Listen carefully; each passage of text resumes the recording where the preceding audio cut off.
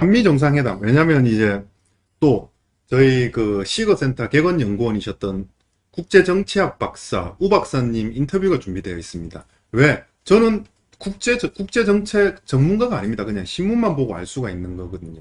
박사 학위까지 공부하신 분에 대해서 정확하게 물어봐야 되는 거고, 우선 제가 본 부분에 대해서 이제 제 관점에 대해서 얘기를 드릴 거고요.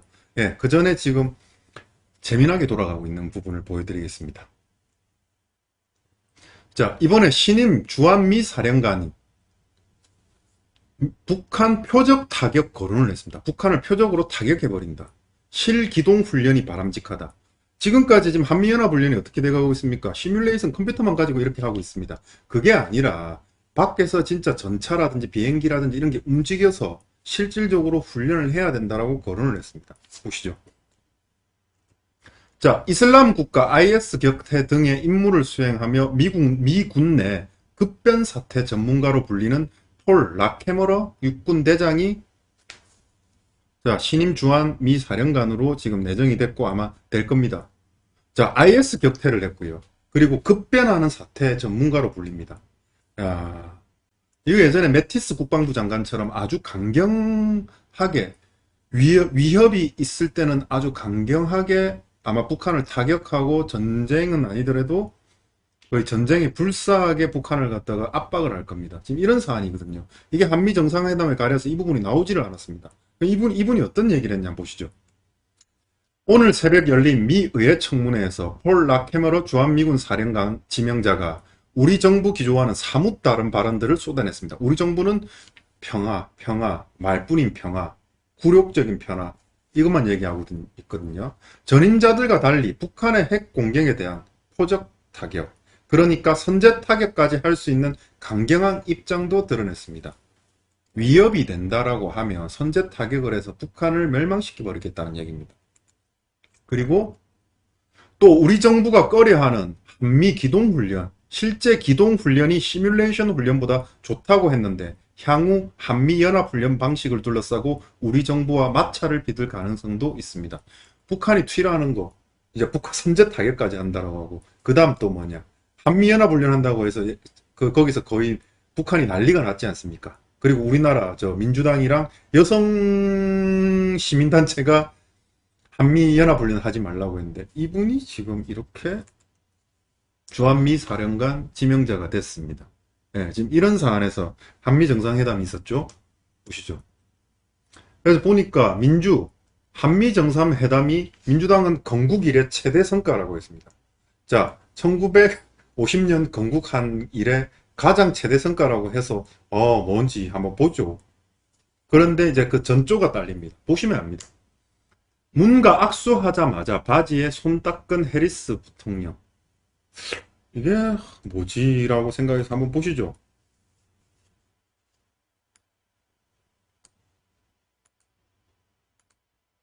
Closely work with each other to move forward together. Thank you.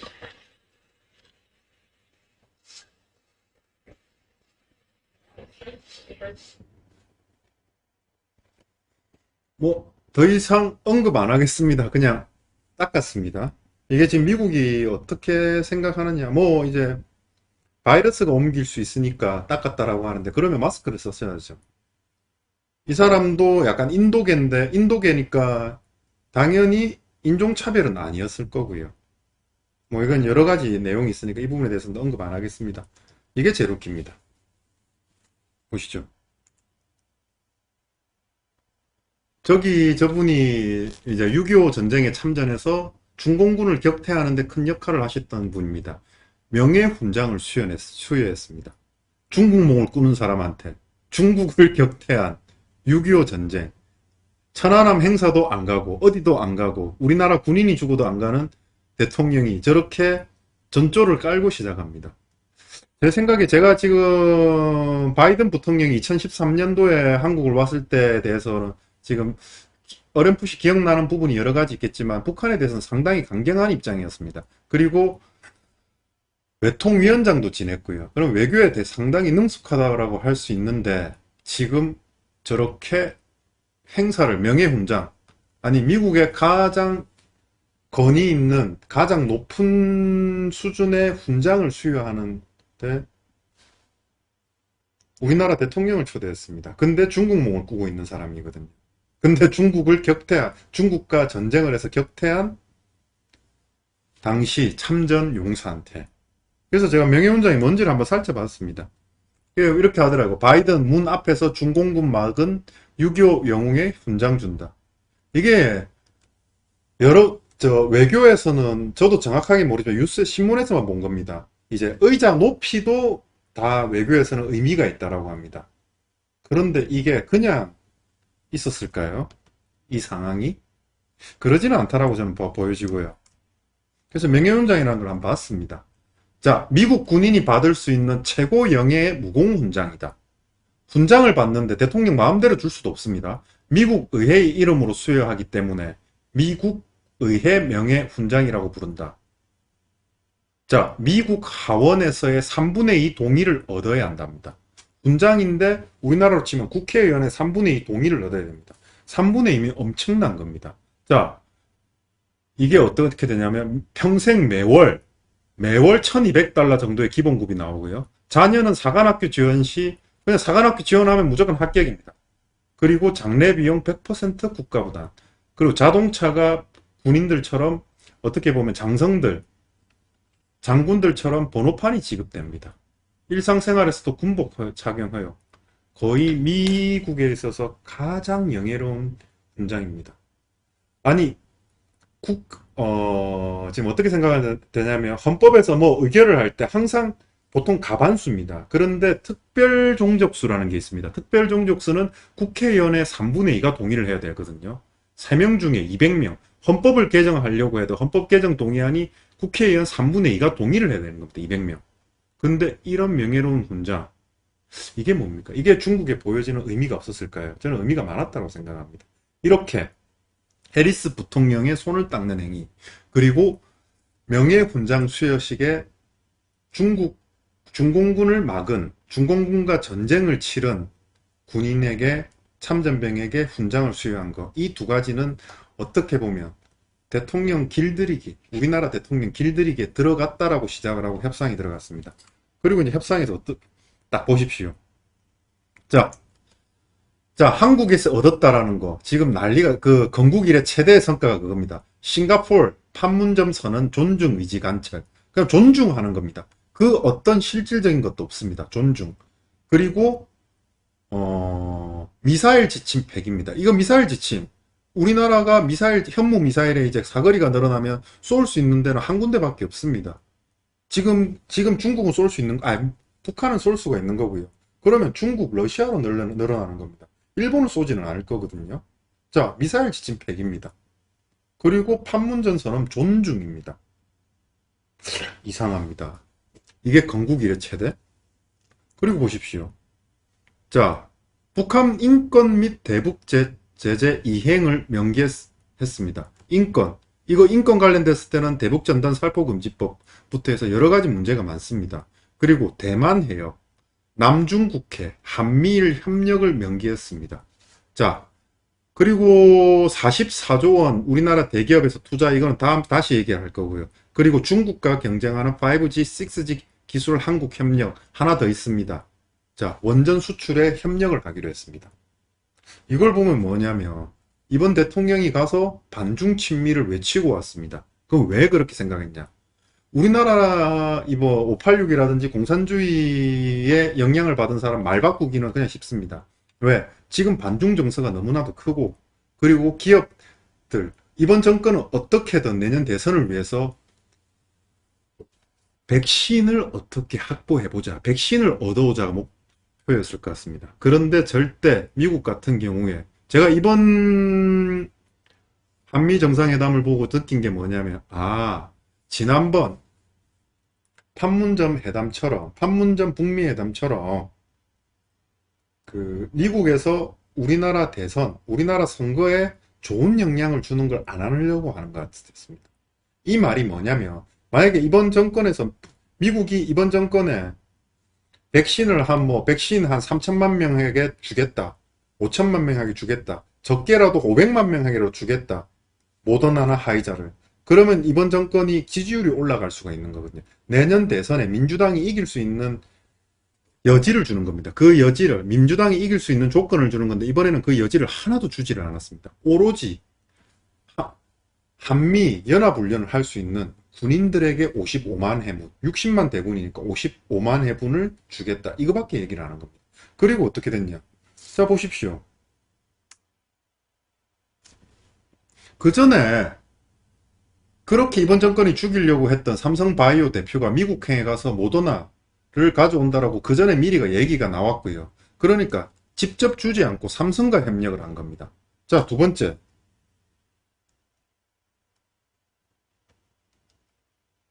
자, 두 번째. 이번 정권에 어떻게 보면 그냥 면박을 준 겁니다. 탈원전하고 있는 줄 알면서도 미와 원전 협력을 하자라고 했습니다. 이번 대통령 같은 경우는 어쩔 수 없이 지금 미국에 거의 끌려다니면서 지금까지 미국 싸운다라고 하고 내정 간섭하지 마라. 그리고 백신 가지고 지금 뭐 백신 가지고 장난치지 마라. 이렇게 엄포를 놓았지 않습니까? 그 전에. 근데 지금 어떻게 하고 있습니까? 국어를 했는데 결국 못 얻어오고 자, 원전 모습만 알려지게 됐습니다. 자, 그 다음. 자,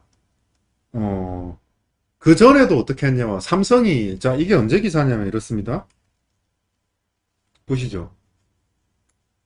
자, 삼성은 2021년 올해 2월 7일에도 어떻게 나왔습니까? 기사로.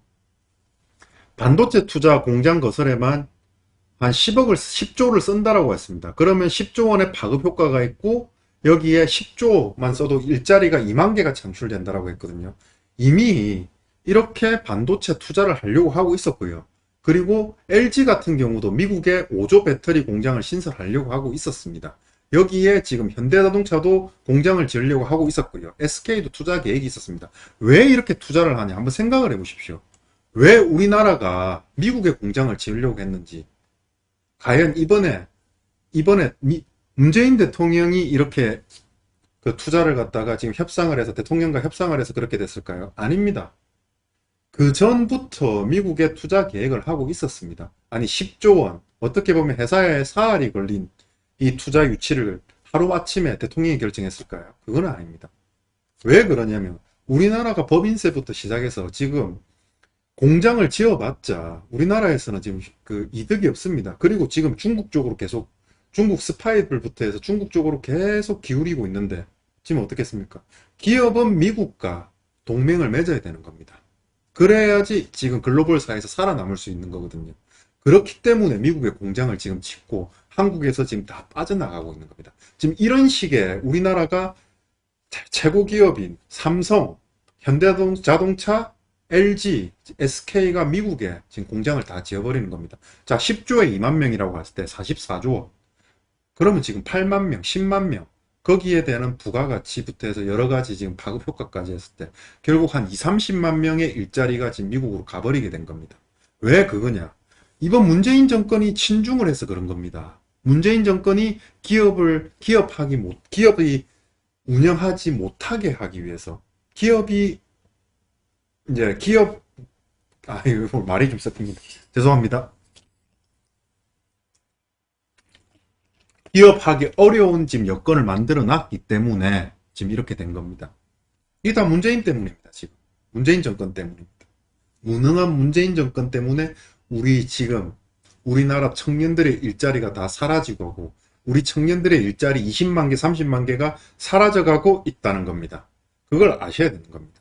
자, 그런데 지금 문재인 정권에는 지금 우리나라 기업이 지금 미국에 투자를 하고 미국에 공장을 짓는 걸 반대를 했을 거거든요. 그래서 이번에 가서 바이든 대통령이 미국에서 이렇게 한 겁니다. 왜 너네 기업이 자유롭게 기업을 하려고 우리나라에 공장 지으려고 하는데 너 못 짓게 하는 거냐고. 그러지 마. 딱 한 겁니다. 그러지 마. 그리고 나서 이제 공장을 짓게 될 수 있게 된 겁니다. 지금 이번 정권은 이게 울며 겨자 먹기로 거의 허가를 해준 겁니다. 우리나라 기업들은 이번 정권이 하는 걸 보고 계속 미국으로 지금 공장을 짓고 거의 기업을 미국으로 옮기려고 하는 걸 못 보고 있었고 허가를 안 해주고 못하게 하고 있었는데 바이든 정부가 그 못하게 하는 걸 막아버린 겁니다. 이렇게 보셔야 되는 겁니다. 왜? 이런 일이 있었거든요. 자, 일본이 40년 전에 반도체 1위 기업이 될 뻔하다가 망해버렸습니다. 왜? 일본이 미국을 뛰어넘으려고 했거든요. 그래서 그 반사적 이익으로 우리나라가 반도체 강국으로 우뚝 설 수 있었던 거고요. 그리고 보십시오. 지금 바이든이 중국산 배터리를 줄이자라고 했습니다. 그럼 우리나라가 지금 LG, SK 보십시오. LG, SK가 지금 23, 6.7, 5.8, 자 보자. 11.2, 33.7%를 지금 전 세계 점유율을 차지하고 있습니다. 중국산 배터리 날아가면 우리나라는 반사적 이익을 보는 겁니다. 그러니까 어떻게 했냐. LG도 미국에 5조 배터리 공장을 신설하려고 했던 겁니다. 우리나라 기업이 살 수 있게 중국을 죽여주니까 우리나라 기업은 살아날 수가 있는 거거든요. 지금 그렇게 된 겁니다. 5G, 6G 이거 한번 더 보십시오. 더 재미난 거 맞습니다. 삼성 같은 경우는 자 이거 2020년 작년 7월입니다. 10년 뒤에나 가능한 삼성의 6G 로드맵. 너는 다 계획이 있구나. 삼성은 벌써 6G 하고 있습니다. 그리고 5G도 안 되는데 6G 경쟁. 삼성은 이렇게 앞서 나가고 있거든요. 그리고 삼성이 중국에서 공장을 빼면서 지금 어떻게 했는지 보십시오. 지금 보십시오. 믿지 않는 기업에 미국 군대가 갤럭시 S20을 쓰겠습니까? 삼성은 미 작전용 스마트폰을 미국에 납품을 합니다. 보시죠.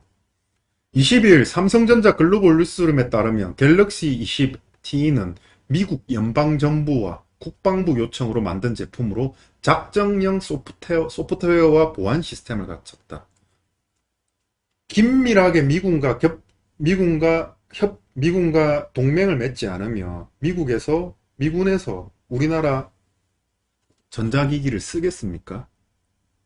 삼성 동맹, 그러니까 삼미 동맹입니다. 한미 동맹이 아니라 이렇게 맺어 나가고 삼성은 승승장구를 했던 겁니다. 그러면 이게 언제였냐? 자, 보십시오. 자, 삼성전자 미군의 스마트폰 납품 확대, 블랙베리 미국 회사거든요. 미국 같은 경우도 자기 국익에 자기 나라 회사 거 쓰는 것보다 삼성전자를 쓰는 게 더 이득이 되기 때문에 삼성전자가 손을 잡은 겁니다. 이게 언제 기사인지 한번 보십시오. 까무러칠 겁니다. 2014년 2월입니다. 그러면 이게 2014년 2월에 삼성전자 핸드폰을 어디서 쓰려고 했냐 보십시오. 삼성전자가 전투 현장에 가슴에 부착해 사용하는 군용 갤럭시 노트 2를 7,000대 공급하는 계약을 미국 국방부와 맺었다.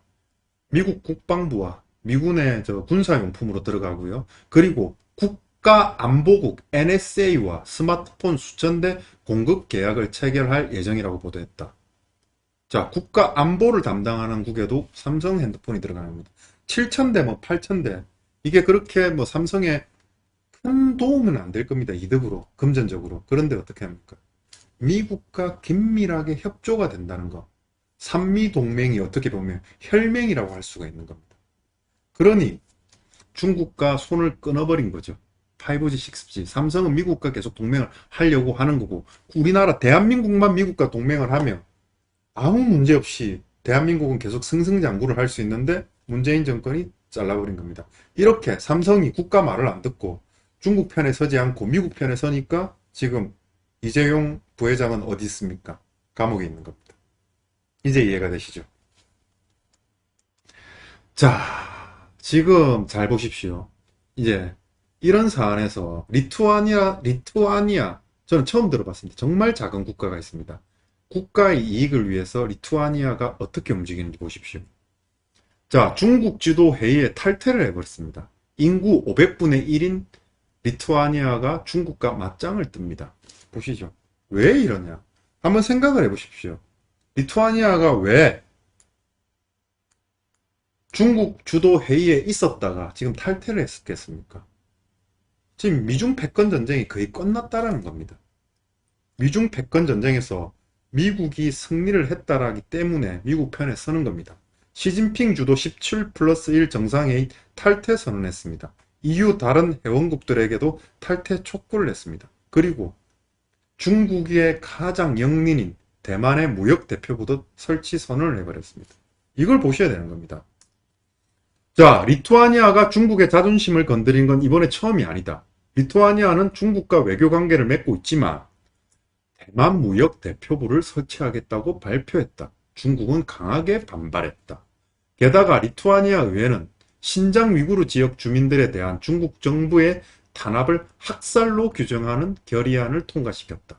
중국이 제일 싫어하는 대만, 위구르, 영린을 건드렸죠. 국토 면적이 중국의 147분의 1에 불과한 리투아니아가 중국에 강경하게 맞서는 이유는 약소국으로서 생존 전략이라는 평가가 나온다. 우리나라는 약소국이 아니죠. 파트너는 될 수 있죠. 미국과 EU가 최근 중국과 날카롭게 대립각을 세우자 이런 흐름에 맞춰 서방 강대국 편에 섰다는 눈도장을 받으려고 노력한다는 것이다. 자, 리투아니아는 쿼드, 예전으로 치면 나토 조약에 지금 들어간 겁니다. 왜? 미국이 이렇게 서면 미국과 함께 미국 편에 서서 국가 이익에 도움이 되기 때문에 그렇다.